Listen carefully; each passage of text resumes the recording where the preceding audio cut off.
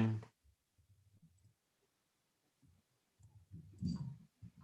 E ainda não converti tudo para minúsculas. Tenho que converter isso. Isto é complicado. Secções, aulas teóricas, 1 a 4, cheiros, este vai a vida, sim. Secções.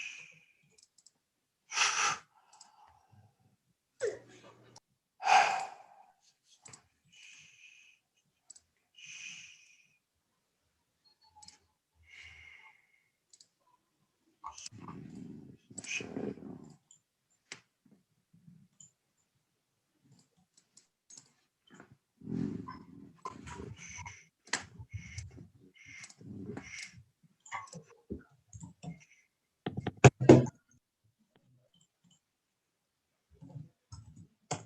Os slides neste momento estão na página da cadeira.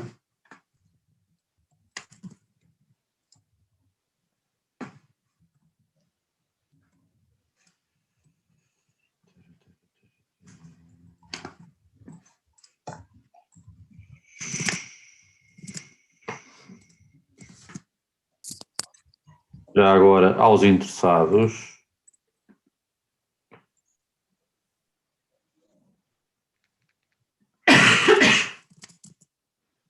eu vou pôr aqui no chat os laboratórios onde neste momento ainda há espaço.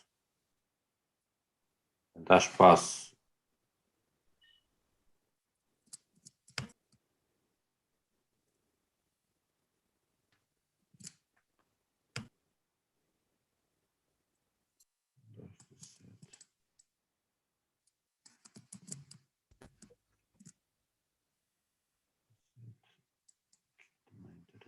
Terça-feira. E aqui quinta-feira. Neste momento, há espaço nestes turnos de laboratório. Se alguém quiser trocar para um destes turnos de laboratório, avisa-me no final da aula que eu troco por vocês. Ok? Se não quiserem, está tudo bem. Pronto. Por acaso alguém não está inscrito ainda, envie-me um mail à Zap. Ok? Outra coisa, portanto, o enunciado do laboratório está online e, portanto, vocês têm que fazer o trabalho em casa antes da aula e mostrá-lo no início da aula. Ok? Para isso, basicamente, entram na aula através do Discord. Ok? Quando entram no Discord, vão ao chat referente ao LSD1 ou ao LSD3 e o docente há de vos dar indicações.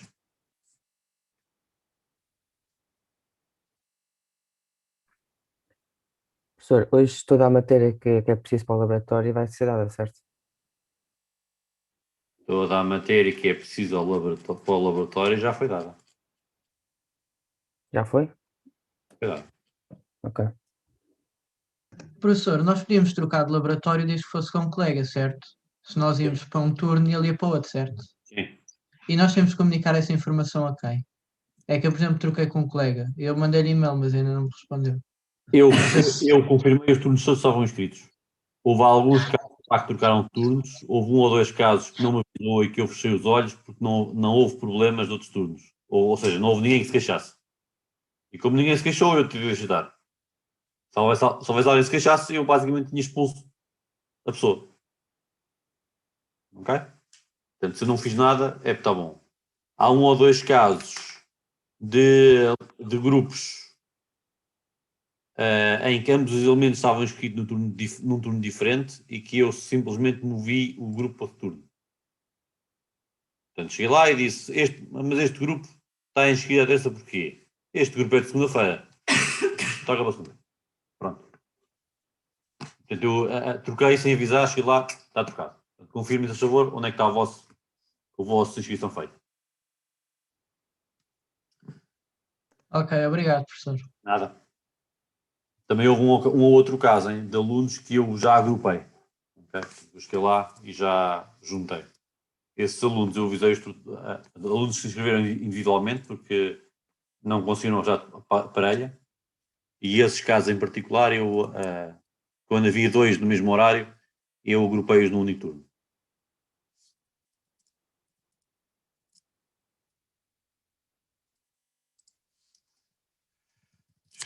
Professor, posso fazer uma Sim. questão? Pode, força. Este Agora, como sempre, Instituto- volto a relembrar. Dúvidas por chat, eu não estou sempre a ver o chat. E se puderem, quando fazem pergunta, liguem a câmera. ah, Se puderem, ok? Se eu não me tenho a câmera aqui de momento, professor, acabaram de mas- acordar e estão de pijama, ou se estão em Não trás. tenho, mas eu não tenho. Claro. Tenho um monitor e não tenho a câmera aqui ao lado, professor, Bem. ligado ao computador. Mas eu estou inscrito no turno de laboratório de quarta-feira às 5h30 e eu não consigo, já não há vagas para esse turno de laboratório. Eu enviei um mail ontem à Estás com noite alguém? com essa situação. Já estou com alguém? Desculpe, professor. Tens parelha de grupo ou não tens parelha de grupo? Eu acho que não tenho, professor. Porque eu tentei criar com um colega meu que também tem nessa hora e não nos Mas não, estava a dar. não disseste nada, pois não? Não o quê, professor? Não mandaste nenhum mail. Mandei. Ontem à noite. Mandaste, Por volta mandaste das. tipo algum mail. Porque eu a todos respondi. É em turno? Quarta às 5h30. Houve um grupo desse, de facto, que eu até atribuí.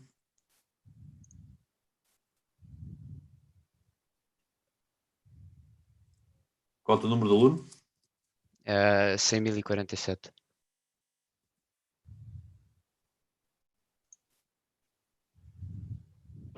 Isso não há problema nenhum.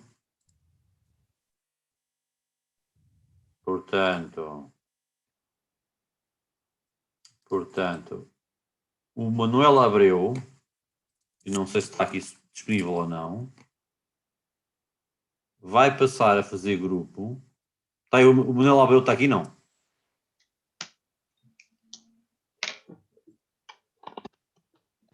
Não está.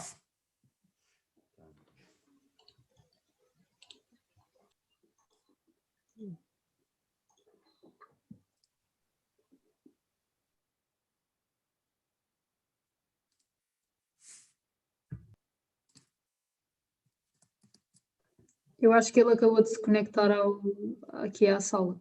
Manuel Abreu, estás aí? Estou, porquê?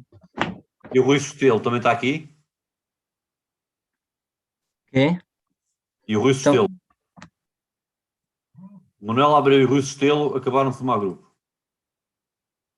Ok, obrigado. Alunos.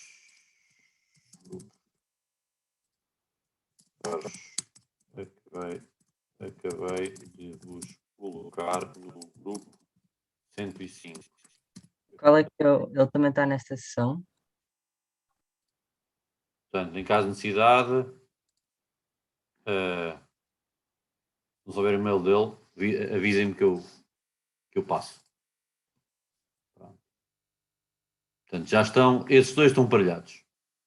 E com isso, alunos, ora, grupos de laboratório, esse eu despacho já. Quem era o grupo que não tinha espaço na quarta-feira? Era eu e um colega, Francisco Rocha. Não tenho aqui ninguém com o nome eu. É Miguel Caer, Número. 100.047. Sim, e mais. Francisco Rocha. Ora, Rocha, No- Francisco Rocha 9939994. Exatamente. Então, no turno de quarta-feira, LSD 3, grupo 109. Pronto. Ok, obrigado, professor.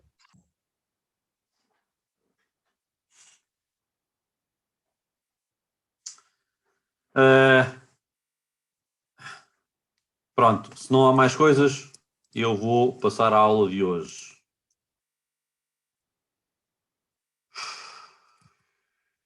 Está complicado.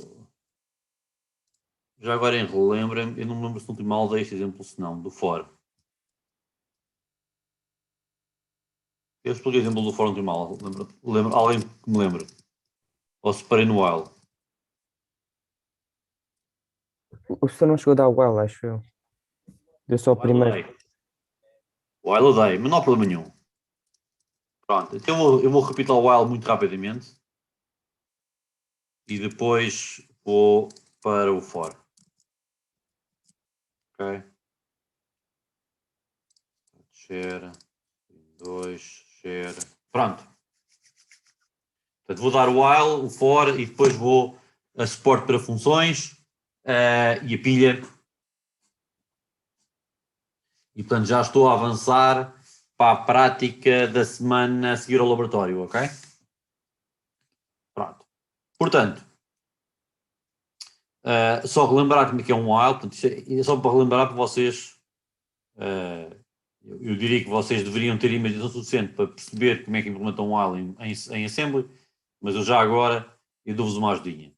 Okay? Portanto, isto não é mais do que uma ajudinha a interpretar aquilo o que é o C e como é que isso traduz em Assembly. Portanto, um while condição, na verdade diz, se a condição for falsa, sai fora do while. Ok? Portanto é, se a condição for falsa, sai fora. Caso contrário, executa e depois volta ao if. Ok?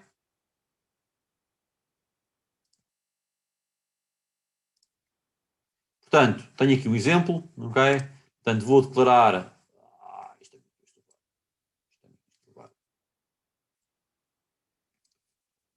Portanto, vou declarar um vetor V e um vetor V e uma palavra M. Portanto, só para relembrar, já deram vetores ou não? Em C? Já falámos. Não. Pelo menos fizemos Foi isso. referido, mas ainda não temos. Não. Int V é igual a 1, 5, 7, 3, 4, 8, 10, 3, 5, 7. Ok? Aliás, eu devo fazer uma coisa mais simples e vou escrever aqui diretamente. Depois fica para vocês depois verem. Declaração. Ups. São equivalente em C.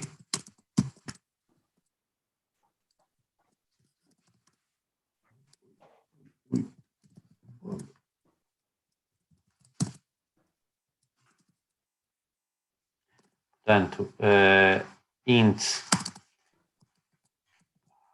V com tamanho que é explicado diretamente é ups,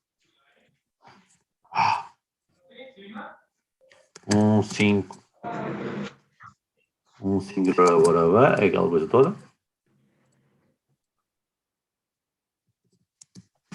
Depois há um int M que é 3.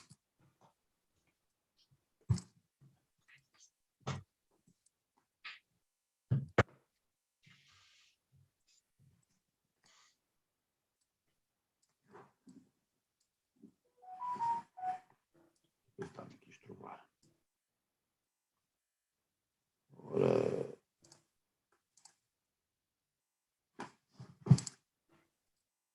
Portanto, aquilo é o que tem em baixo, ok? Pronto, portanto, basicamente vou declarar um vetor, ok? Com N elementos, ok?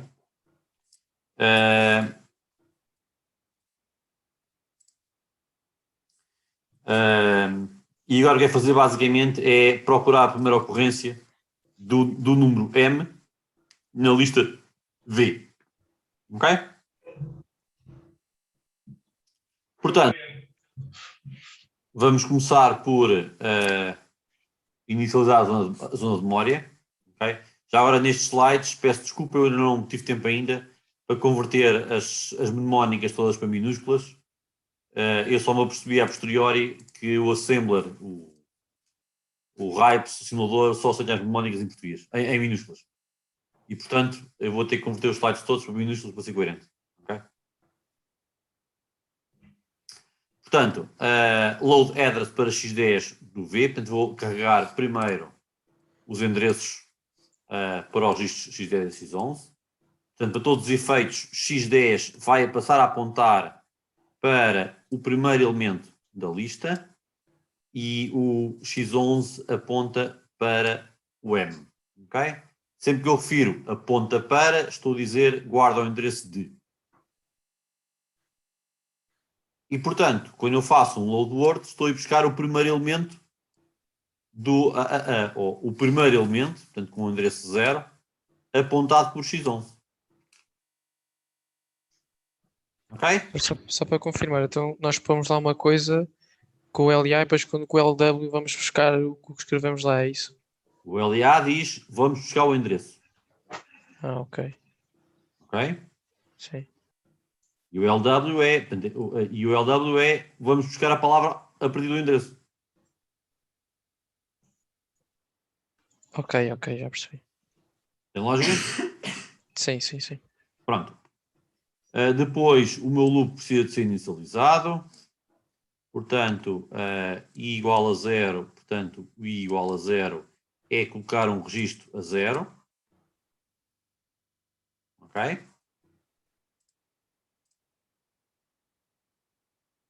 E a seguir vamos verificar enquanto esta condição não se verificar, eu estou no loop. Portanto, na prática, isto traduz em quando esta condição se verificar, quando v de i for igual a n, eu saio. Portanto, eu vou buscar o v de i. Okay? Portanto, vou buscar o meu i neste momento vale 0. Okay? Portanto, estou-me a referir ao momento 0 do v. Portanto, estou a buscar para x13 o meu v de i. E se forem iguais, portanto, se o v de i for igual ao m, então sai fora. Oh, professor, mas ali na linguagem ao lado não está VI diferente de M? Está? Mas repare, o while diz, eu fico no while enquanto a condição for verdadeira. Ah, sim, certo, já percebi. Pronto, e Ok? se for... Eu sim, saio eu se for salto. falso. Professor, Sim, partindo certo. disso, eu também poderia fazer com a condição de serem diferentes, certo? Só que usando o AND, neste caso, para trás do código. Certo?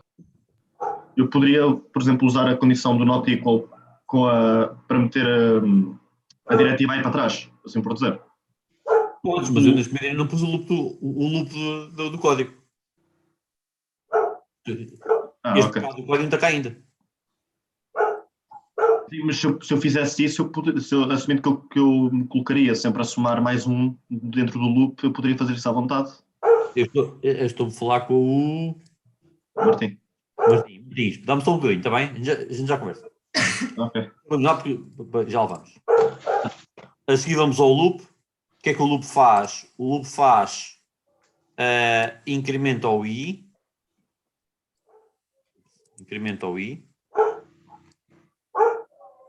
E agora reparem que para implementar o v de i, quando na prática eu vou fazer é vou alterar este ponteiro. Ou seja, o endereço. Portanto, incrementar ao endereço o valor 4. Quando eu incremento 4, o meu ponteiro, que é o x10, passa a apontar para ali. Ou seja, contém o endereço do próximo elemento da lista. Certo? Toda a gente acompanhou esta parte? Sim? Pronto. Voltando agora à questão do Martim. Reparem, o que o meu while diz é, depois desta instrução, volta para o meu teste. Volta para ali. Certo? Que é isso que eu fiz aqui embaixo. Ok? Sim. Pronto. Há aqui só uma pequena noção. Este jump para while, na verdade, é uma opção de instrução que faz jump and link x0 while. Ou seja, guarda o endereço de retorno como se fosse uma função em x0. x0 é 0, portanto descarta o valor. Okay? Portanto, ele está a descartar o valor na prática. Mas o jump é uma pseudo-instrução que é implementada com o jump unlink. Okay? Portanto, é só uma nuance. Portanto, avançando. Na verdade, há uma simplificação que se pode fazer, que é, e eu agora vou sair do meu palco,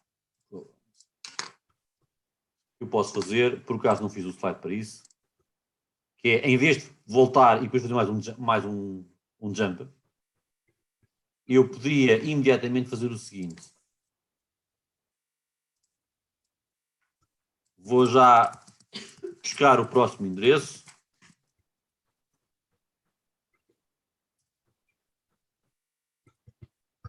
E agora fazer um branch not equal para while, e agora o while está para ali.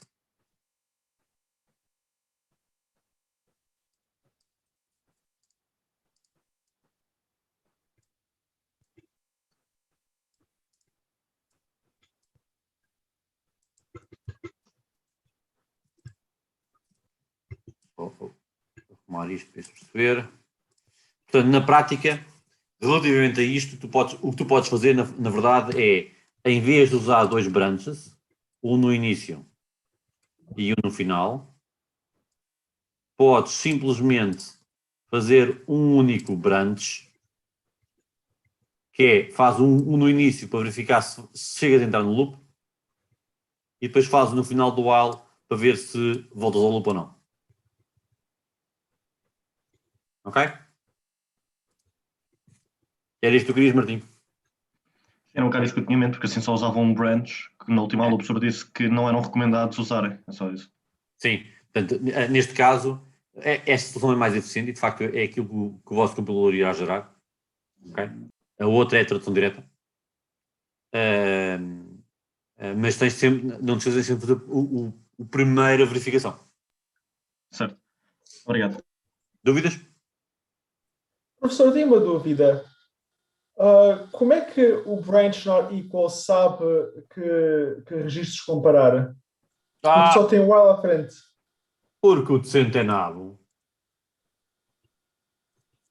Se não fosse nabo, pá, ele sabia. Isto tem que ser x13, x11. Muito obrigado. Mais dúvidas?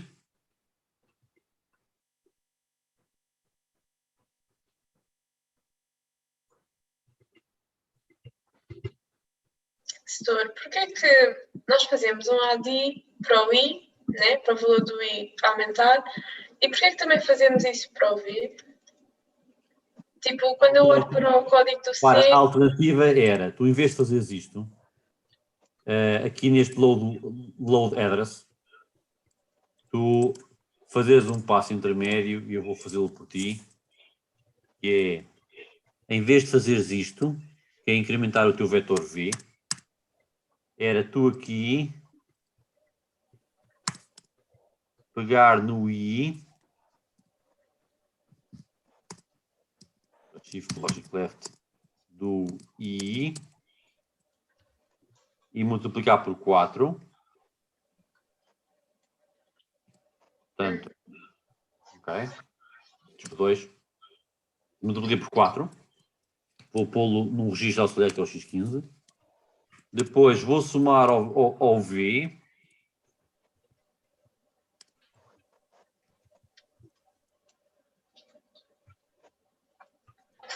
agora X15, X10, X15, e agora fazia o load ali.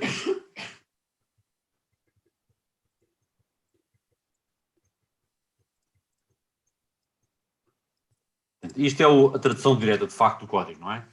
Portanto, nós, para fazermos o V de I, temos que fazer V, portanto, a implementação do V de I, na verdade é V mais a ir à memória, com o V de V mais I vezes 4, com 4 bytes.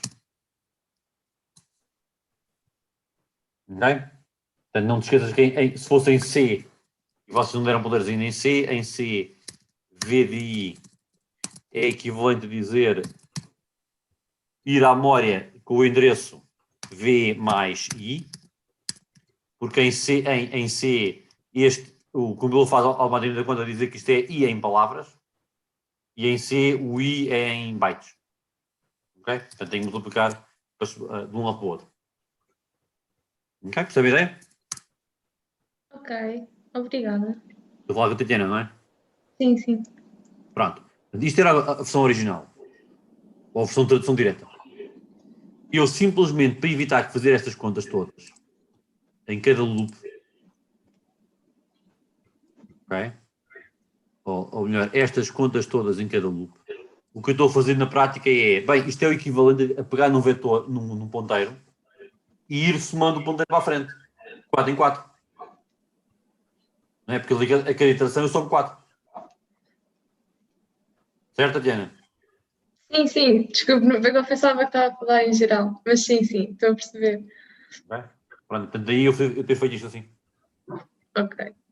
Ok? Setor, Mais mas alguma dúvida? se nós tivermos o somar 4 ao adereço, então aí já não precisamos de ir para nada, certo? Já não precisamos de ir somando Neste um ao caso outro. precisamos, porque o resultado deste loop é o mesmo I.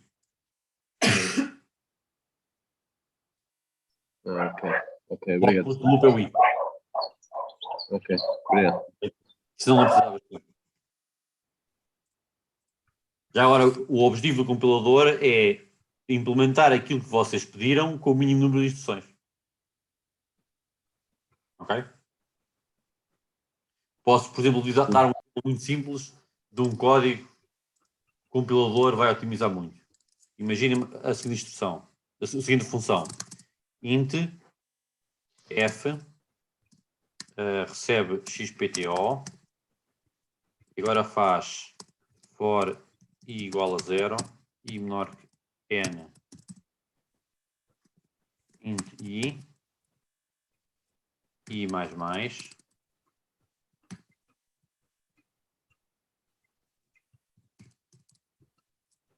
e aux mais igual a i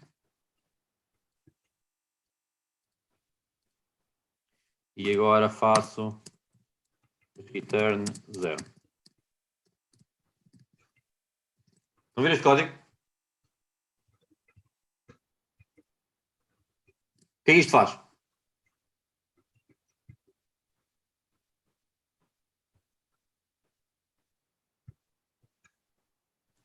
Eu só não percebi a primeira linha do código. Incrementa o. Portanto, claro, graves o inbox e assim estou a fazer um loop com tamanho. Espera aí, falta uma coisa. O N não é N, é XPTO. Portanto, faço um loop pelo XPTO, falta-me aqui um link. Repete XPTO vezes a soma de aux a i. Exatamente, e no final faz return 0. Portanto, qual é o output em função do XPTO?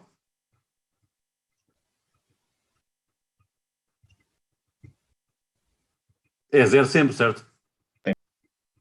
Portanto, o que o compilador vai fazer é faz sempre return 0 no final. Nem sequer implementa o for.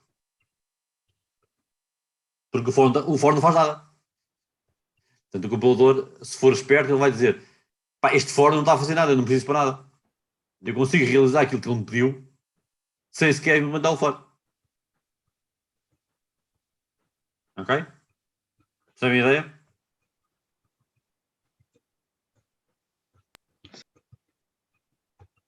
Pronto. Portanto, nunca o trabalho do compilador é tentar implementar implementar aquilo que vocês escrevem em C ou noutra linguagem com o menor número de instruções ou da forma mais rápida. Ok? Ele pode fazer as transformações que ele achar adequadas ao código, desde que isso traduza, em geral, num funcionamento mais rápido. Pronto, isto é um caso particular que ele simplesmente vai traduzir isto em simplesmente int f de int return 0. E portanto limpa o código todo.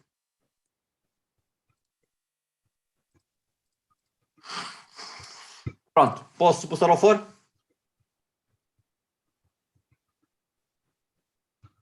Portanto, se ninguém comenta, eu vou admitir que posso passar ao for. Pronto. Portanto, o que é um for? Um for, no fundo, é um while. O que ele tem é, na prática, a inicialização que podia estar cá fora, está dentro do for. Isto é a condição do while.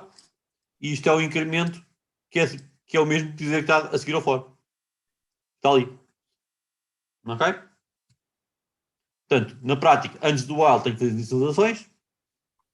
A condição indica qual é que é a condição do while.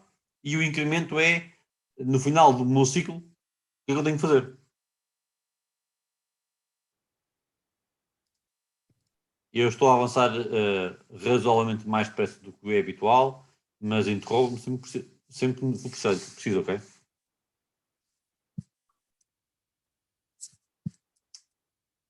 Pronto, como é que eu implemento, por exemplo, agora aqui um exemplo diferente? Portanto, eu agora quero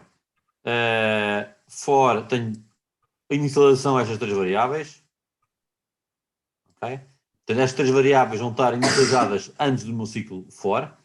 Portanto, inicializo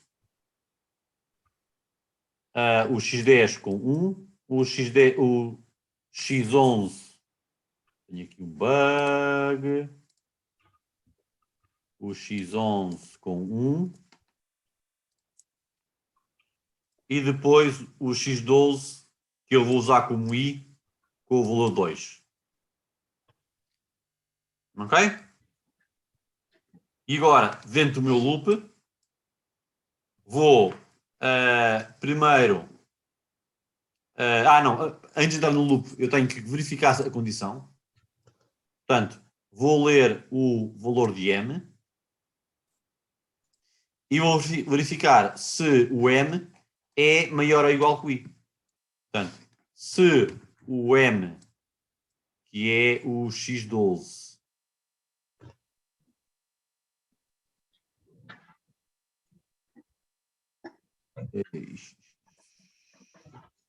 não, desculpa. Se o i, portanto, se esta condição for falsa, ou seja, se i maior ou igual a m, peço desculpa, portanto, se o i for maior ou igual ao m, então sai fora. E finalmente tenho o corpo da função, que basicamente diz... isto não é antes. Isto tem sido um lado. Tem muitos bugs. Um lado. Que diz... Move... não é um head. Peço desculpa. É um head. Está. Peço desculpa. Portanto, basicamente diz... O tempo é o K1 mais o K2. O K1 é o X10. O K0... Não, K1 é o X11. O K0 é o X10. Portanto, vou somar o X10 com o X11 e guardar num tempo que é o X13. Ok?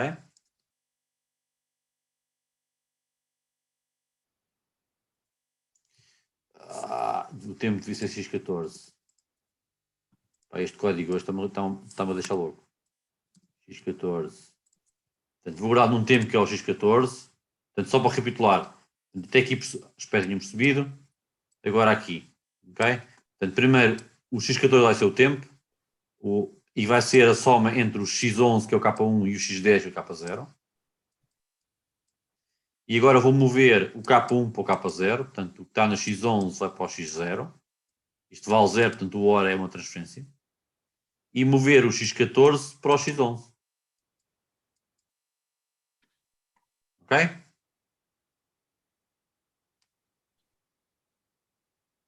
Finalmente, vou somar 1 ao meu i e venho novamente para o meu loop.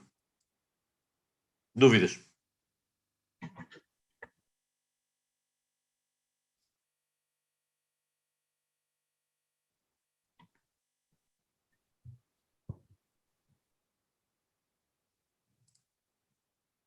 Professor, só para confirmar, esse último passo é o incremento? É, portanto, O adding, ok. este passo Já agora reparem numa coisa. Pá, é muito complicado nós a essa altura mantermos a ligação de que é o X e o que é os variáveis. Então, a conselho geralmente é acrescentem comentários, isto são os comentários, não é? A indicar que uma dada variável, um dado registro corresponde a uma dada variável. Portanto, o X12 é o I. Ok? Portanto, eu estou a incrementar o X12 que é o I. Ou então simplesmente escrevam no código um comentário e mais. Professor, Sim. no código C temos só o I menor que M. E em assembly temos maior ou igual. É a mesma coisa? Ou... Na verdade está igual, porque repara, isto diz, eu estou no loop enquanto I for menor que M. E esta condição diz-me quando é que eu saio do loop. Eu saio do loop quando esta condição for falsa. Quando é que a condição é falsa?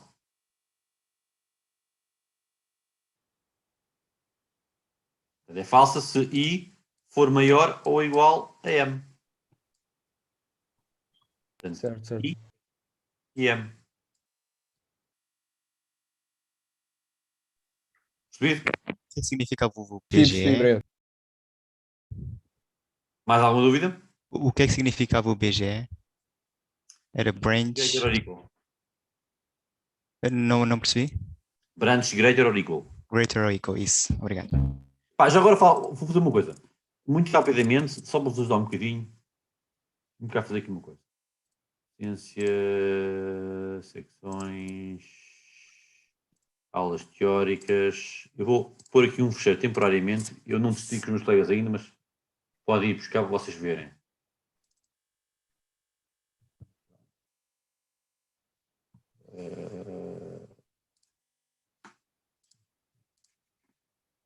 Ok. Podem ir à página buscar este fecheiro. Lá está agora.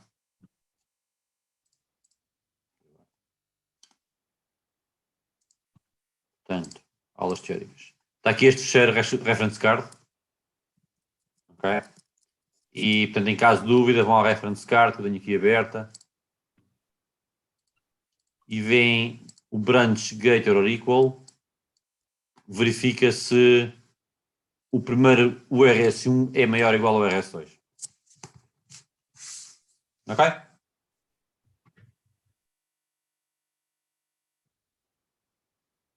Sim, professor. Professor, nós temos acesso a isto durante a avaliação? Tem, sim, senhora. Ok, obrigado. Como eu disse, não é expectável que vocês tenham que decorar estas instruções. Aliás, é de loucos, nem eu sei de cor. Ok?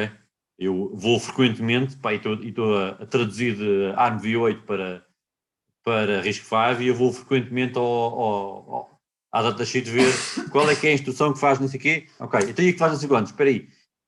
Okay? Tenho que lá ir ver também. Professor, sim. No exemplo que estava a mostrar, pode só explicar a última linha do jump? Esta? Exato. Repara, no final eu tenho que voltar ao loop para verificar a condição. Não é? Certo. Eu faço o corpo da função, que é isto. Depois faço o incremento. E depois salto novamente para o teste da condição. Isto é o incremento. Depois o teste da condição, o salto outra vez lá para cima. Para sabermos se neste momento já a condição continua verdadeira ou não.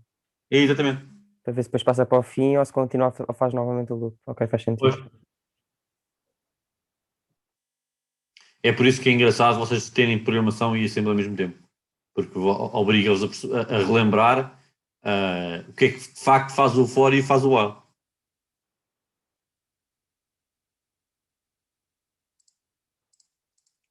Posso avançar?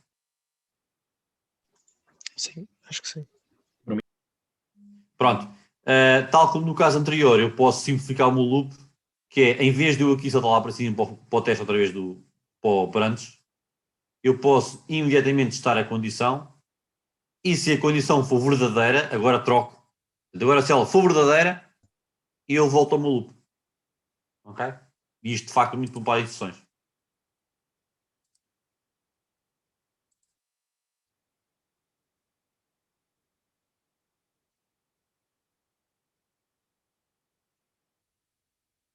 Vou avançar. Pronto. Vamos então, portanto, eu acho que tinha dado aquela parte, mas revi na mesma. Okay? Vamos então agora à parte da matéria nova. São as chamadas a funções e, em particular, a manipulação da pilha. Okay? Eu posso já dizer que esta normalmente é a parte em que vocês começam a baralhar um bocadinho. E, portanto, eu agradecia, sempre que for necessário, façam perguntas, e de preferência liguem as câmaras, porque depois não falo para a parede. Okay?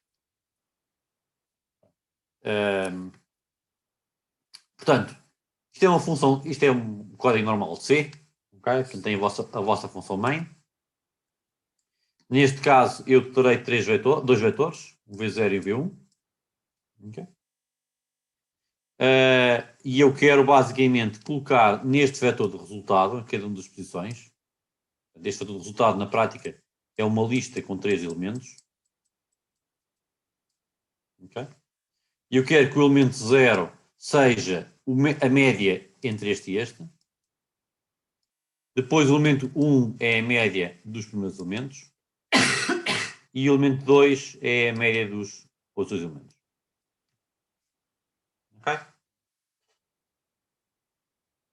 Portanto, é a média do primeiro, do segundo e do terceiro. Dúvidas?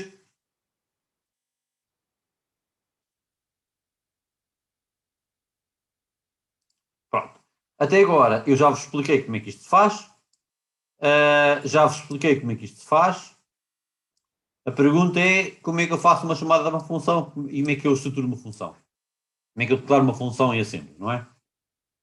Esta é a parte em que vocês não viram ainda e é a parte da aula de hoje. Ok? Portanto, para eu implementar uma função, eu preciso de várias coisas. Ok? Preciso de arranjar uma forma de passar parâmetros para a função. Portanto, eu já sei que uma função, na verdade, é uma sequência de instruções. Isto vai ser uma sequência de instruções. Isto é uma sequência de instruções. E o que eu preciso é, quando eu chego aqui, eu sei que tenho que saltar para ali. Ora, saltar deve ser um jump. Ok? Portanto, um jump ou um branch, alguma função desse género de controle de fluxo. Alguma coisa que manipula o PC de forma que o PC deixa de executar sequencialmente e salta para a função. E quando eu chego à função, eu tenho de arranjar uma forma de passar os argumentos para a função. De forma a que múltiplas chamadas à mesma função são passadas com argumentos diferentes. Dúvidas?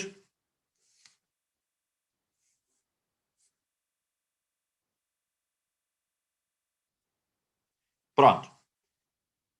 Em particular, a passagem de parâmetros, ok? Há duas formas de fazer isto.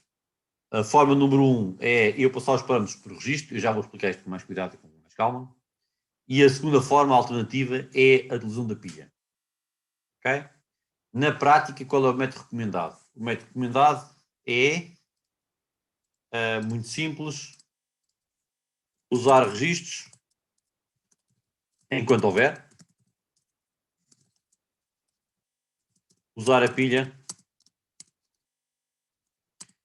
se e só se for necessário. Ok?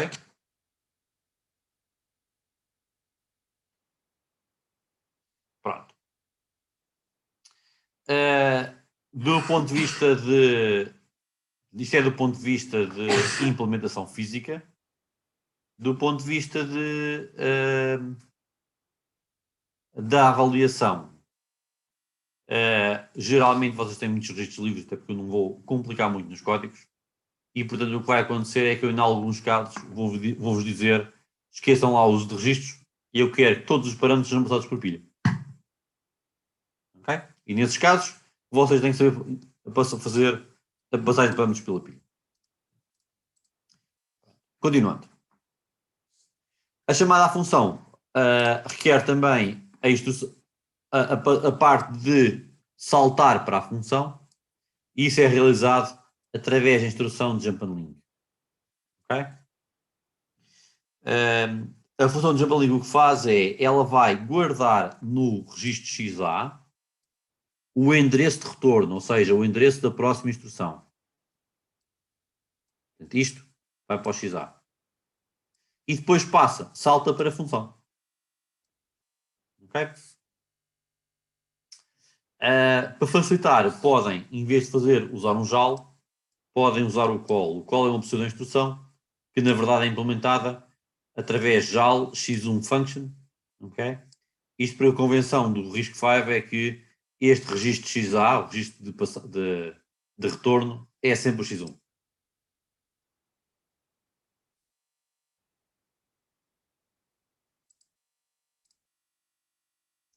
Eu vou avançando, ok? Portanto, avisem-me se tiverem dúvidas.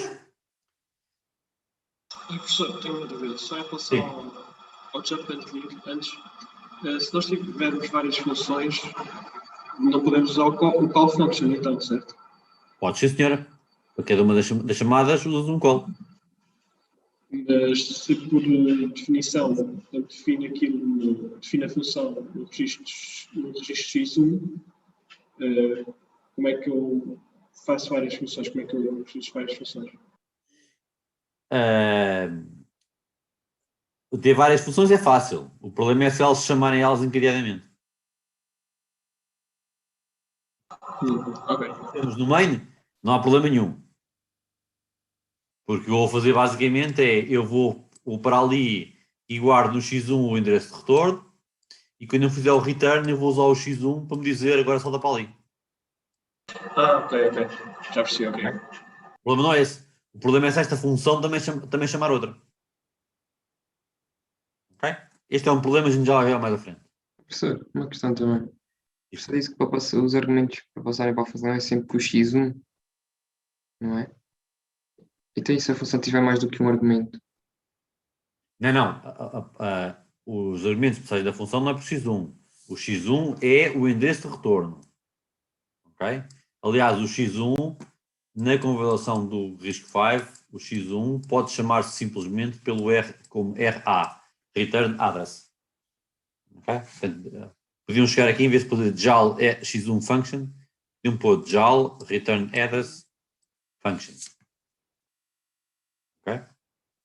A passagem para antes é feito com os outros registros. Ok? Eu vou avançar e depois já vou mostrar com um exemplo para isto ficar mais claro. Pronto. Depois da função eu vou ter que ler os argumentos de entrada, ok? O A e o B, para realizar as minhas operações e finalmente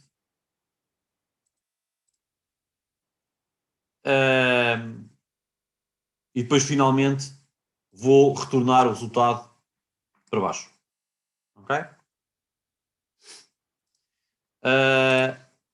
O retorno do resultado pode ser feito por registro ou pela pilha, tal como as entradas. A saída da função é feita através desta função, ou desta instrução, que é o Jump and Link Register. O que é que isto faz? Ele guarda o sítio onde estava em x0. Ou seja, é a mesma função que há bocadinho. E salta para x1. Ora, x0 vale sempre 0, portanto é irrelevante. Neste caso ele vai descartar o valor do x0. E o x1 vale... e o x1 é o return address, portanto é o valor que eu guardei para onde eu ia retornar. Okay? A instrução RET faz exatamente o mesmo, a instrução RET faz exatamente o mesmo que Jump and Link Rest. Posso avançar? Com essa função temos no final todas as funções que nós criarmos? Sim. Ok. Professor, pode só repetir o que é que fica no x1 que eu não percebi? É o endereço de retorno. Eu já vou dar um exemplo, ok? E agora dei-me alguma liberdade e vou avançar um bocadinho com um exemplo. Eu acho que um exemplo isto é mais fácil de perceber. e já vamos, vamos ver isto está. Okay? Eu vou começar por escrever este código C em assembly.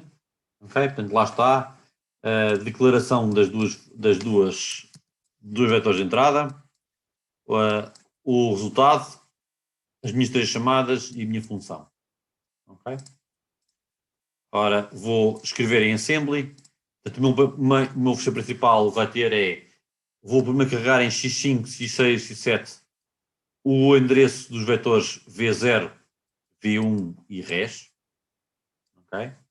Portanto, do ponto de vista de C, o que eu estou a fazer é x5 igual a v0, x6 igual a v1, x7 igual a res. Ok?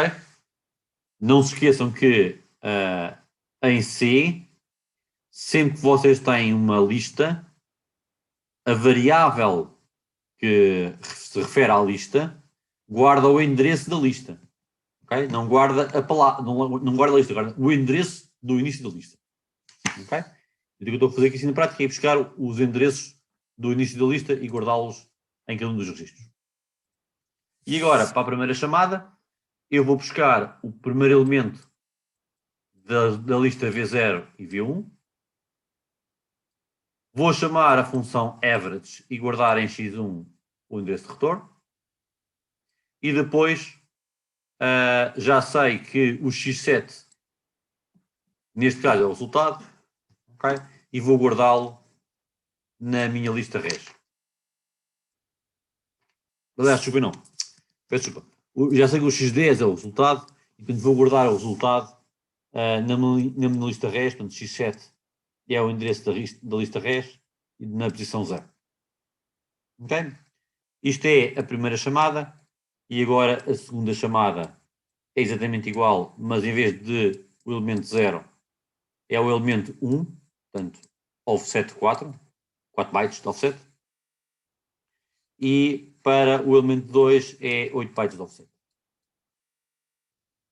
Finalmente, tenho a minha função average, que o que faz basicamente é, eu pego os elementos de entrada, que é o x10 e o x11, somo os dois e coloco em x10, e a seguir faço um shift aritmético para a direita, portanto isto na prática é uma divisão por 2. Okay? Portanto isto é uma divisão por 2. E depois, basicamente, eu faço um ret. Isto é o nosso ret.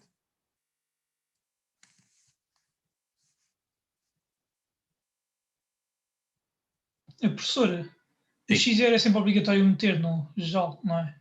É, sim. Ok, obrigado. É que se quiserem, para ser mais simples perceberem, escrevam lá um ret. Ok? E depois, se forem à tabela que eu pus online, tem lá a possível instrução ret. É, na prática, vir all drawings, o ret, na prática, implementa um jump and link register x0, x1. Por acaso estamos a dizer deste offset 0. Portanto, na verdade, ainda bem que fui lá. Portanto, sabendo, offset 0. Para que é que serve esse 0? Na prática, o Jump and Link Register, o que ele faz é uma coisa um bocadinho mais complicada. O Jump and Link Register está aqui. Coloca em RD o endereço da próxima instrução. Como eu, neste caso, não quero saber o endereço da próxima instrução, ponho RD 0. Aqui eu ponho R0. E salta para RS1 mais imediato. RS1 mais imediato. Como eu não preciso do imediato, posso pôr aqui 0. Ok, já percebi. Obrigado. Ok?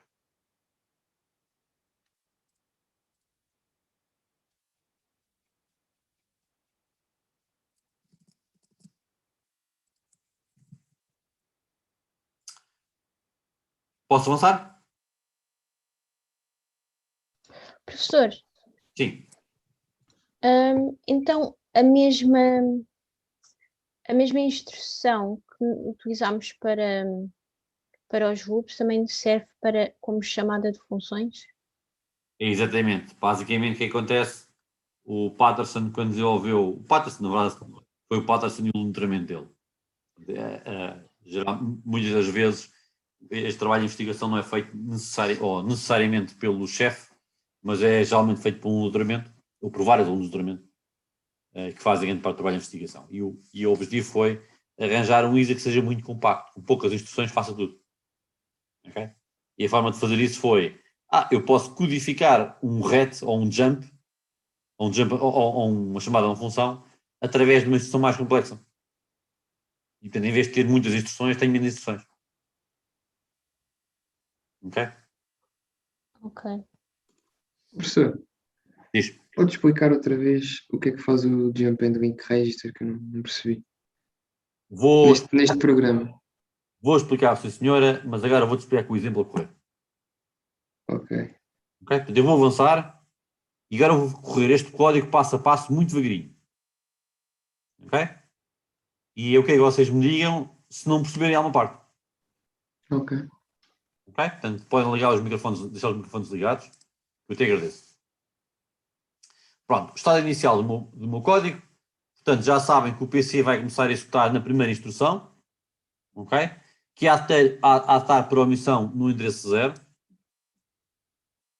Ok? Ora, a primeira instrução é este LA. Ok? Já agora não se esqueçam que o LA é uma pseudo-instrução. E se forem ver ao reference card, diz que o meu LA estava aqui. O meu LA com o rato apontar é difícil. É implementado com o IPC mais o Add Immediate. Eu não falei desta instrução ainda. Tenho que falar na próxima aula. Hoje não tenho tempo. Mas eu vou falar dela mesmo. Okay? Eu tenho vindo a adiar, mas eu vou falar dela com cuidado. E portanto, isso é uma pseudo-instrução. Portanto, na prática, isto são duas instruções. Ok? Portanto, o que é que vai acontecer? Quando eu executar esta instrução, portanto, e agora lembrando um bocadinho de sistemas digitais e pensando um ciclo de relógio é uma instrução, isto na verdade vão ser dois ciclos de relógio. Ok? Que é a primeira instrução primeiro ciclo implementa a primeira instrução, o segundo ciclo implementa a segunda instrução desta mesma precisa instrução. Portanto, o que vai acontecer é, eu estou nos slides quando eu passo à frente, eu na verdade não executei uma instrução, mas executei duas. Ok? E como executei duas, no fundo, o meu PC, em vez de incrementar 4, incrementa 8. Ok? Porque é esta instrução mais esta instrução. Portanto, no fundo, no final de executar esta instrução, o que aconteceu? O meu PC somou 8 e coloquei em X5 o endereço do V0. Portanto, eu vou admitir que o endereço do V0 é 400 hexa para efeito deste exemplo. Ok? Só vou dar um exemplo. Pronto. Podemos agora avançar. No próximo load immediate, no load address, eu vou carregar em X6 o endereço do V1. Ok? Reparem que o endereço do V1 eu consigo sabê-lo imediatamente, porque se este é o 400 hexa e ocupa 4 bytes, este é o 404, 408, 40C. Ok? E portanto, vou ter 40C no X6. E já agora, quando eu carregar o X7, vai ter 40C, 410, 414, 418. Ok? Portanto, este vai ser 418. Pronto. Quando eu executar agora o terceiro load address, vou novamente incrementar mais 8, porque são novamente mais duas instruções. Ora, 0 e agora aqui devia ser 8. Portanto, já me enganei nas instruções. Isto devia ser 8. Ok? Falta aqui somar 8, peço desculpa. Portanto, eu vou seguir assim, atualizar os slides. Este devia ser um 8. E agora, o que acontece? Agora vou carregar em X10 a primeira palavra do vetor V0. Portanto, vou à memória com o endereço V0 mais 0 e vou colocar em X10. Ok? Portanto, vou ao endereço 400 hexa e vou buscar uma palavra de 4 bytes. Portanto, o inteiro. Ora, o inteiro vou buscar o valor 1. Ok? Coloco o valor 1. Agora o outro era um 8, este era um C. E incrementei o meu ponteiro de 4 bytes. O meu PC. Agora vou buscar o primeiro elemento da segunda lista, que há de ser o 4. E vou incrementar novamente o meu ponteiro em 4 bytes. Ok? E agora vou chamar a minha função. Quando eu chamo a minha função, o que é que vai acontecer? Eu vou guardar no meu X1, que é o meu return address, o endereço de retorno. Ora, qual é o endereço de retorno? É o endereço do store. Ora, se esta instrução está no endereço 20 hexa, o store word tem que estar na instrução no endereço 24 hexa. Certo? Margarida e João, quando têm câmaras ligadas, para eu nem que seja só fazer eu saber que estou a perceber, ok? Pronto. Se houver dúvidas, pá, chateiem-me, ok? Para confirmar, o 200 é um valor assumido, assim, para o de exemplo, certo? É calculado, portanto, isto são duas instruções, são 8 bytes, portanto, começa no endereço 0, mais 8 bytes, este é no endereço 8, no endereço 16, no endereço 20, 24, 28. Ok. Basicamente agora chegamos em hexadecimal e deve dar aquilo. Se não deve dar aquilo é porque eu enganei nas contas. Certo, obrigado. O primeiro LW não devia estar no 24? Portanto, este é o endereço 0, este é o endereço 8, endereço 16, endereço 20, este é o 24. Então, mas o terceiro LA não ocupa também 8? Traga-me nas contas. Portanto, este é 8, Sim. 10, 18, sim. E agora o load word ocupa 4 bytes.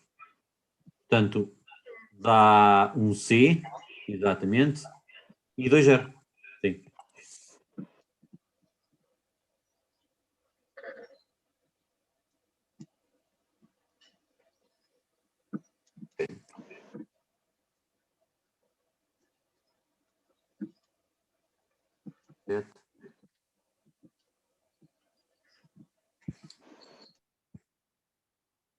Sim, está certo, é isso mesmo, sim. Tem 3 LA seguidos, tem toda a razão. Mas repara, o endereço do primeiro LA, este está no endereço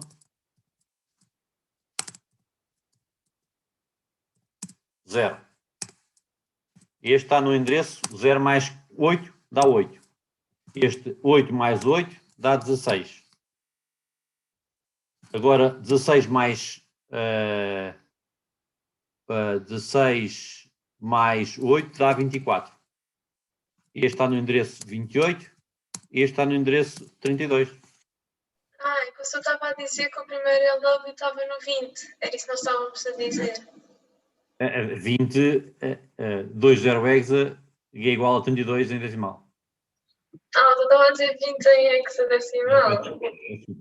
Ah, ok. Fez aquele erro típico que os docentes de sistemas digitais dá como dizem sempre 20 é diferente de 2 0. Okay?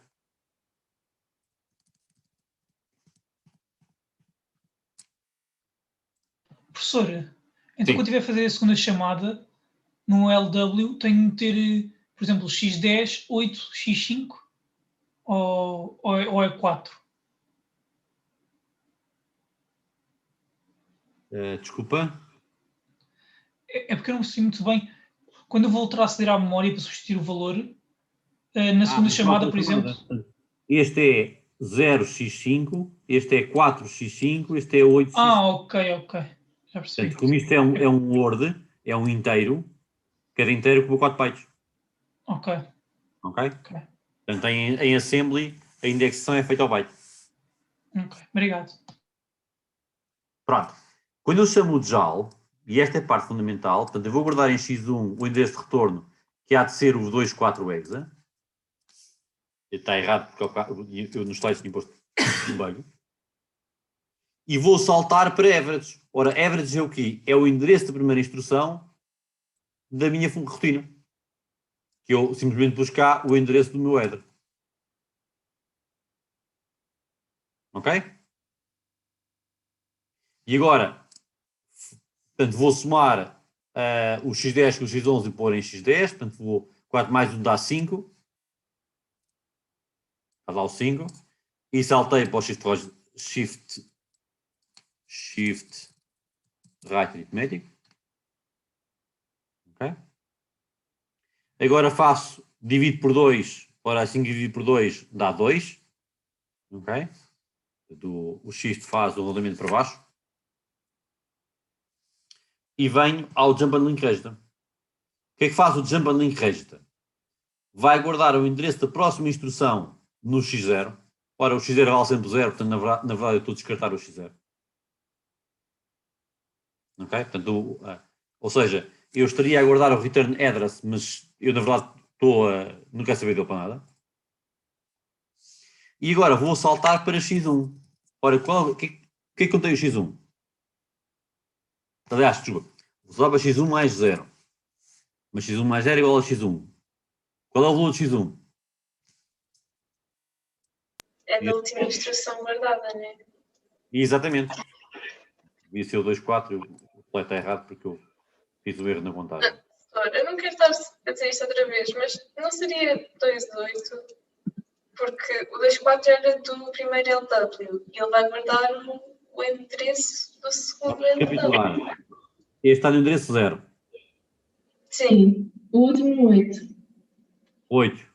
16, 24, 28, 32. 36. 16, ok. Ok? Então não vai guardar o endereço do último? Oh, Tatiana, é muito simples. Não te esqueças que a contagem começa em 0 e não começa em 4. Como é que isso? Com todo o número de bytes ocupados. Sim. Em bytes ocupados. 8 mais 8, 16, mais 8, 24, mais 4, 28, 32, 36, 40. Só que começa em 0 e eu estou a apontar sempre para o primeiro byte.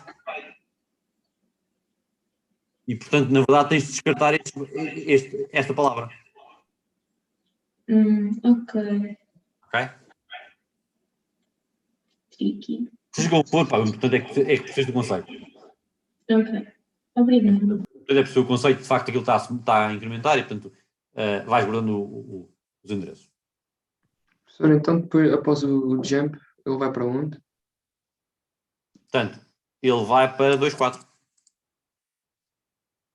Está aqui, quando faz o jump, vai buscar o 2.4 e coloca em PC. Portanto, coloca este valor ali.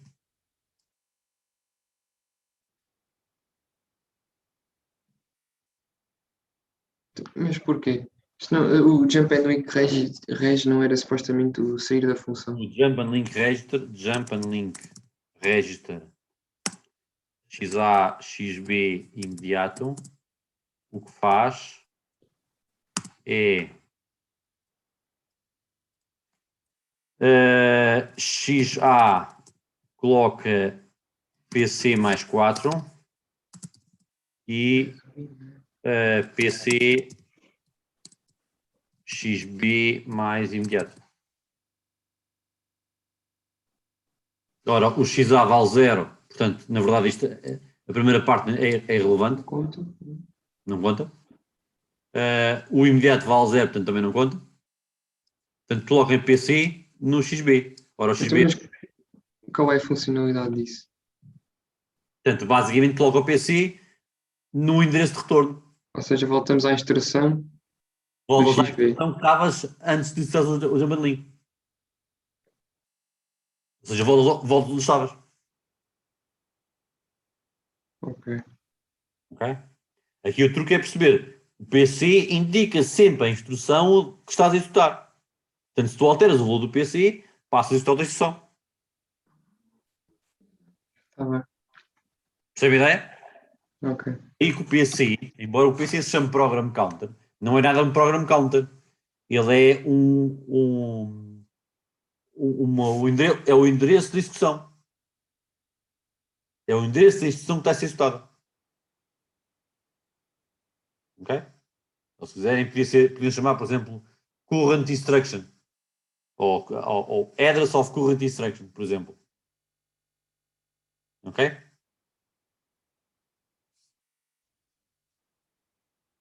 Perceberam a ideia?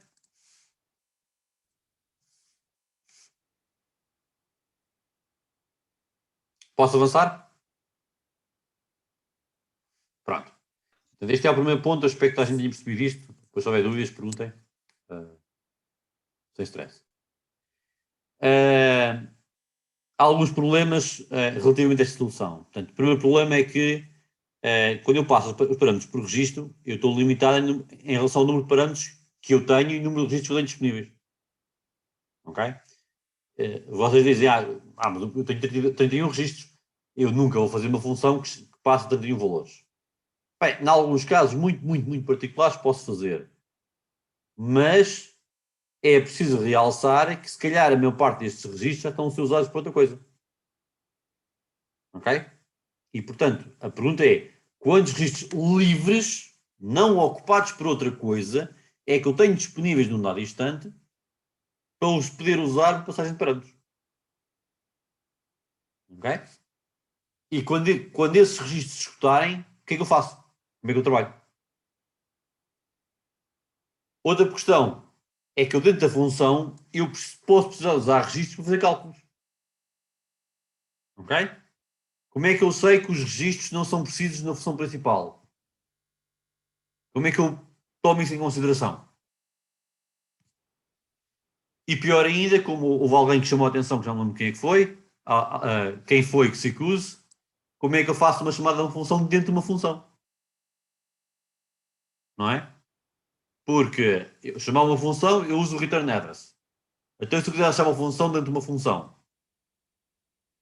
não posso usar sempre o x1, porque senão, a certa altura, eu perco o x1 e já não sei retornar ao main.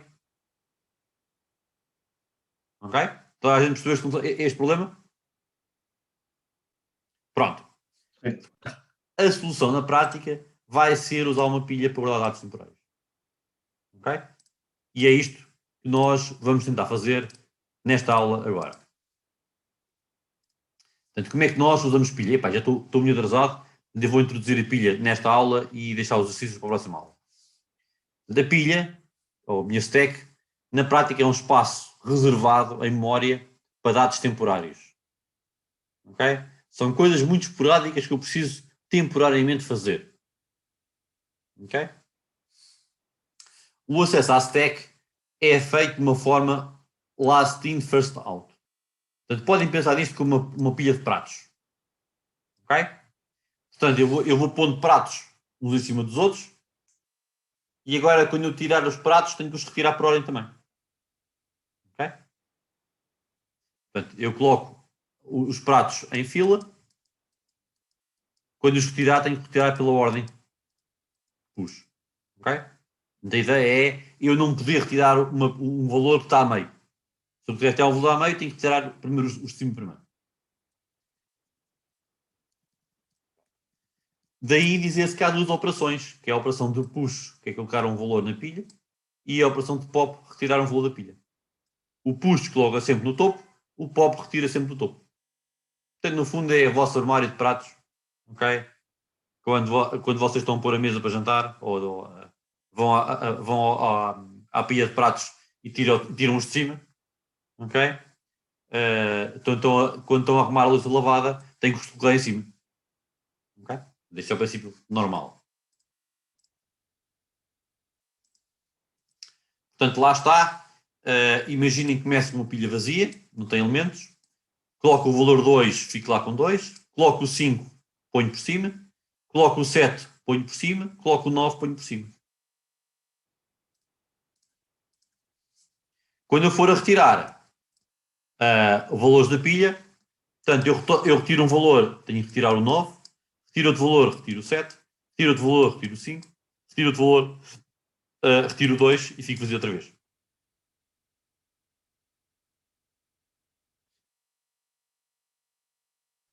Ok?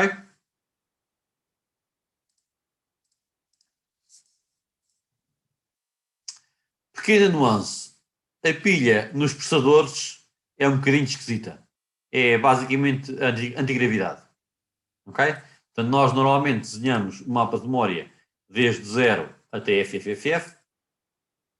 A pilha funciona em endereços decrescentes. Portanto, vocês começam no endereço alto e cada vez que põem pratos na pilha, colocam-nos para baixo. E depois, quando retiram, vão retirar por esta ordem. Ok? Portanto, é como se a pilha estivesse ao contrário. Ok?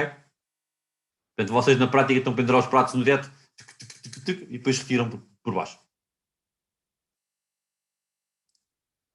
Pronto. Tal como o X1 era usado como return address, o X2 vai ser usado como stack pointer. Ok? E o stack pointer basicamente permite saber onde é que a pilha termina em cada instante.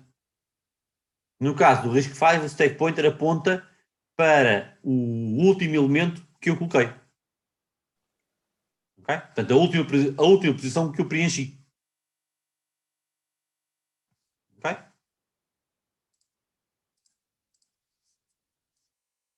Portanto, vou dar um exemplo. Neste exemplo, cada caixa são 4 bytes.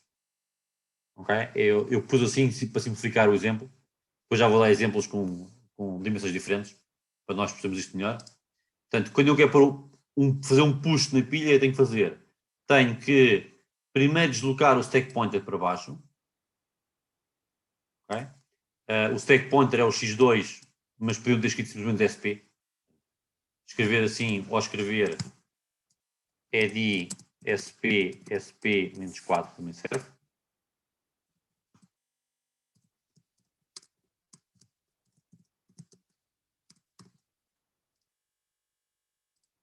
Okay? Tem uma coisa. Portanto, primeiro eu desloco o stack pointer para baixo e depois escrevo o valor na minha memória.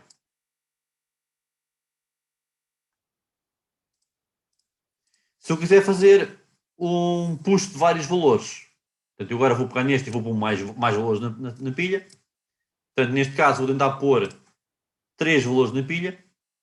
Posso fazer de uma vez só. Portanto, eu altero a pilha, o meu stack pointer, no espaço que eu preciso para todos os valores e depois guardo os respectivos valores na memória. Okay? Neste caso em particular estou a guardar 3 inteiros, portanto eu decrementei em 12 e depois escrevi.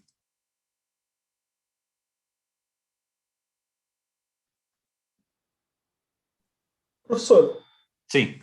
Então quando nós guardamos ou pegamos valores da memória, estamos na verdade a fazer isso com a pilha, é isso? É, na verdade e dando um bocadinho indo um bocadinho mais rápido do que estou a falar para já, o que acontece é que sempre que vocês declaram variáveis temporárias, variáveis locais, em C, por exemplo, em C, quando vocês declaram uma função, todas as variáveis que estão dentro da função são variáveis locais, elas são declaradas na pilha diretamente. Ok? A passagem de parâmetros é feita pela pilha mais ou menos, desde que se não houver registros disponíveis, é feita pela pilha. Ok? Aqui há uma pequena nuance que tem a ver com a arquitetura. No caso da arquitetura de Intel, portanto, dos vossos portáteis, todas as passagens de parâmetros são feitas pela pilha. São sempre pela pilha. E isto é porque o Intel tem muito poucos registros. A arquitetura da Intel, por omissão, tem 8 registros só. O RISC-V tem 32 registros, tem muito mais registros, e portanto, como tem muito mais registros, eu posso fazer alguma passagem de parâmetros por registro e deixo apenas os restantes pela pilha. Ok? Para já, vamos esquecer isto. Agora, neste momento, é tudo pela pilha. Ok? É para nós percebermos o conceito. Ok? Depois eu explico mais ou menos, outra vez mais à frente, as diferenças.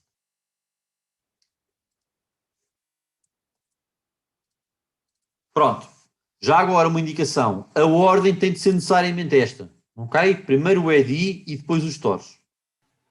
Não podem trocar a ordem. Ok? Isto tem uma razão que tem a ver com interrupções e exceções. Eu vou explicar para a semana a razão da ordem ser esta. Mas para já ficam a saber, a ordem tem mesmo de ser esta. Se não for, está errado. Pronto. O pop é exatamente o contrário. Portanto, vou fazer pop de um elemento. Portanto, no caso do pop, primeiro eu tiro o valor da pilha e depois altero o stake pointer. Se eu quiser fazer vários pops, primeiro retiro os vários elementos da pilha e depois faço a play de stake pointer. Ok?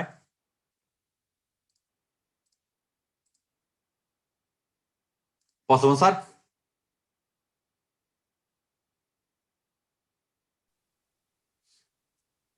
Pronto, vou avançar. Isto é só para dar aqui alguma chega, portanto, novamente, reparem que é um slide a cinzento. Ok? Na verdade, há ISAs que definem umas instruções que permitem fazer isto de forma unificada. Em particular, por exemplo, a Intel tem uma instrução de push e uma instrução de pop, e o push o que faz de uma só vez a alteração ao stack pointer e a colocar o valor na pilha, ou alterar o stack pointer e tirar o valor da pilha. Portanto, implementa duas instruções numa única. Ok? Pronto. É só para saberem que em alguns casos existe. Isto tem a ver um bocadinho a ver com a diferença de arquiteturas. As arquiteturas do tipo CISC significa Complex Instructions, geralmente tem instruções de push e pop. A Intel é CISC. As arquiteturas do tipo RISC significa Reduced Instructions, ou Reduced Instruction Set Computer. Portanto, é uma arquitetura, um computador com um conjunto de reduzido de instruções. Aqui reduzido, a palavra está errada. Leiam reduzido na perspectiva de simples. Em vez de chamarem RISC, devia ser CISC com S. Simple Instruction Set Computer. De instruções simples. No caso do ARM ou do RISC-V, são arquiteturas com instruções simples e, portanto, não existe esta instrução diretamente, tem que ser implementada através de outras instruções.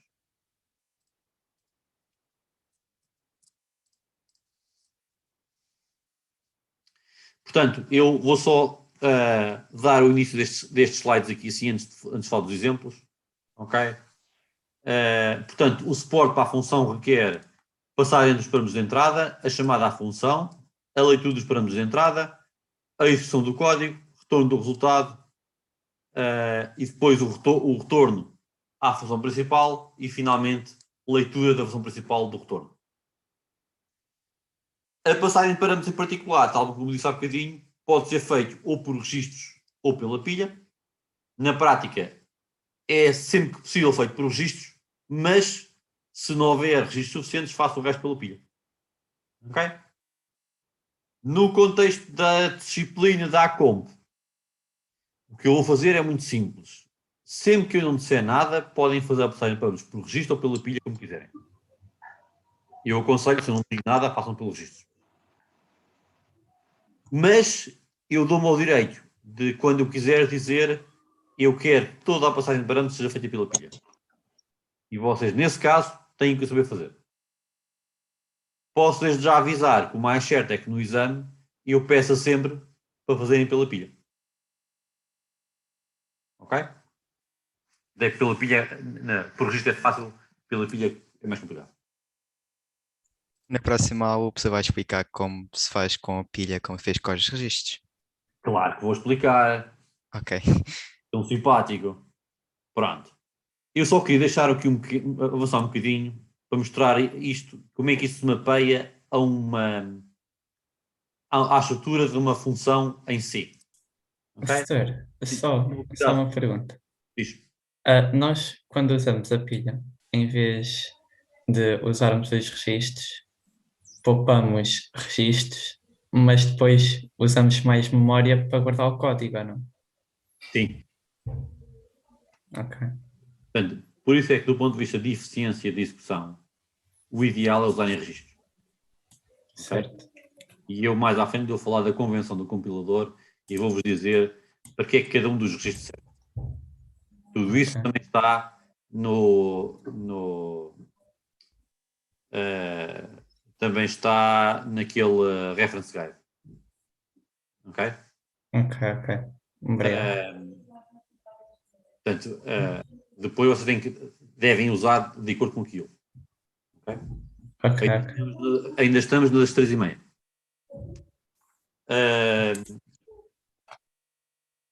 Sim. E eu estava a dizer que, portanto, só vamos mostrar o contexto. Isto é uma função típica. Como é que isto se mapeia? Portanto, a estrutura típica do código da função, isto é mesmo por ordem, a ordem é esta. Vai ser, primeiro, a salvaguarda de contexto. Isto basicamente é, eu dentro da função eu preciso de modificar alguns registros, mas eu não quero que esta alteração seja visível na função principal, e portanto eu vou usar a pilha para guardar estes valores temporariamente. Depois vou buscar os operandos à pilha, declarar variáveis temporárias, portanto, é aquelas declarações dentro da função, o corpo da função, a escrita do resultado, portanto, do return, reposição do contexto que eu guardei previamente e, finalmente, o retorno da função. Ok? Na próxima aula eu vou começar precisamente, e já tenho os slides, podem dar uma vista se quiserem espreitar, vou começar precisamente por explicar o que é cada um destes passos. Ok? E depois de fazer isto, vou mostrar com um exemplo como é que se faz uma função. Ok? Para vocês depois perceberem. Pronto, e isto termina a aula das 3h30.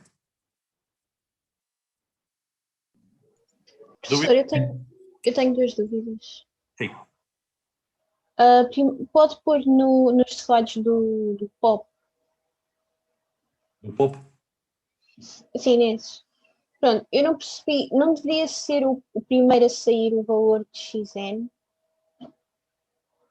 Porque se é o Vais ACN. retirar pela ordem inversa que puseste. Portanto, primeiro tens que retirar este. Desculpa, Mas não era como aquele dos pratos? Tirava-se o Só que aquele é de endereços a descer. Quando vais implementando, vais decrementando. É. Então, ao contrário. A gravidade está invertida. Deixa-me arranjar aqui uma carteira, um telemóvel da carteira. Ok? Portanto, eu vou ser os meus pratos. Portanto, eu vou colocar um prato, coloco o segundo prato, coloco o terceiro prato. E agora tenho que retirar assim.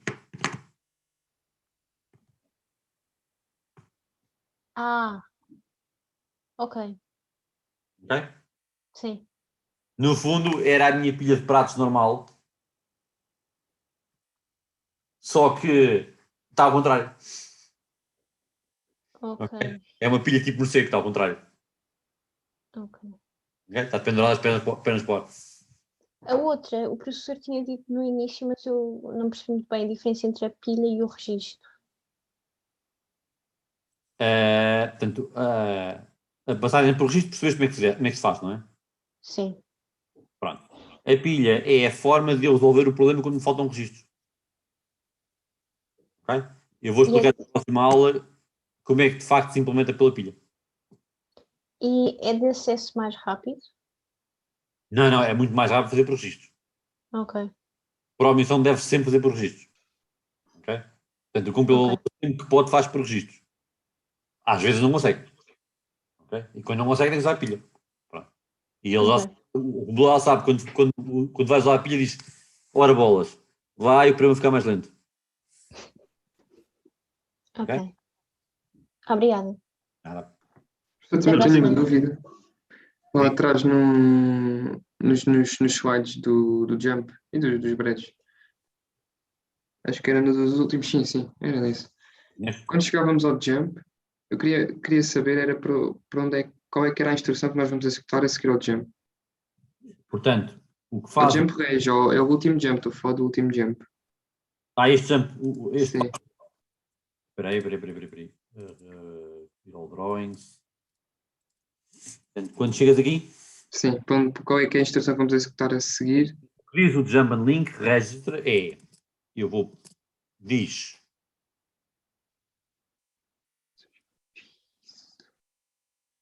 diz está aqui.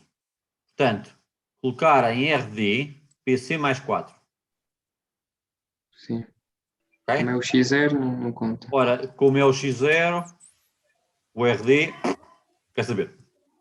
Ok? Portanto, ele vai escrever, mas vai escrever no registro que nem sequer existe, vale 0, portanto não interessa. Ok. E depois vou fazer PC, é o valor de RS1 mais imediato. Uhum. Ok? Portanto, é X1 mais 0. Ou seja, neste caso vamos executar a instrução que está no registro X1. Por passo devagarinho. Vamos colocar em PC isto mais 0. Portanto, isto sempre ali. Ou seja, qual é a instrução que vamos executar nesse programa? Qual é que é a instrução? Portanto, qual é a instrução que eu vou executar a seguir? É simples, é a instrução que tiver no endereço 24exe. Ok, não está nesse programa, é isso? Está, sim senhor.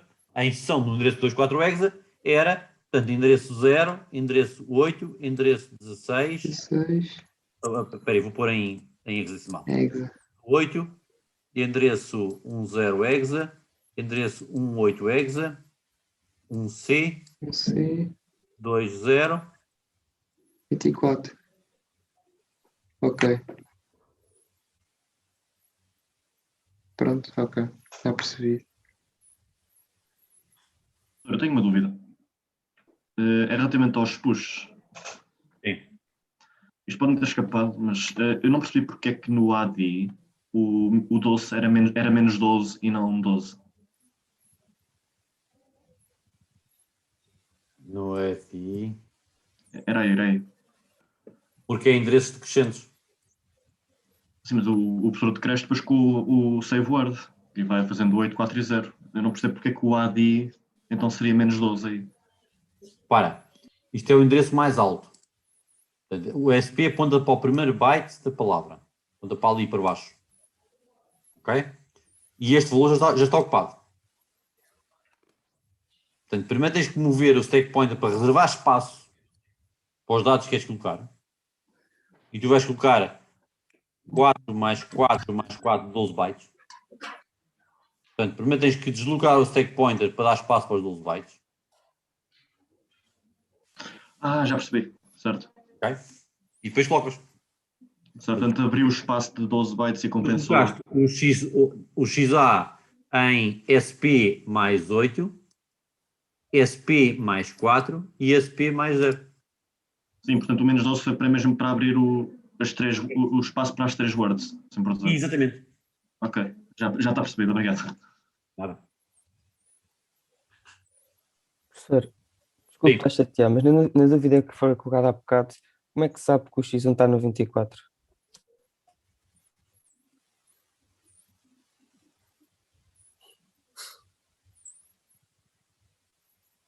Como é que sabe que o X... O quê?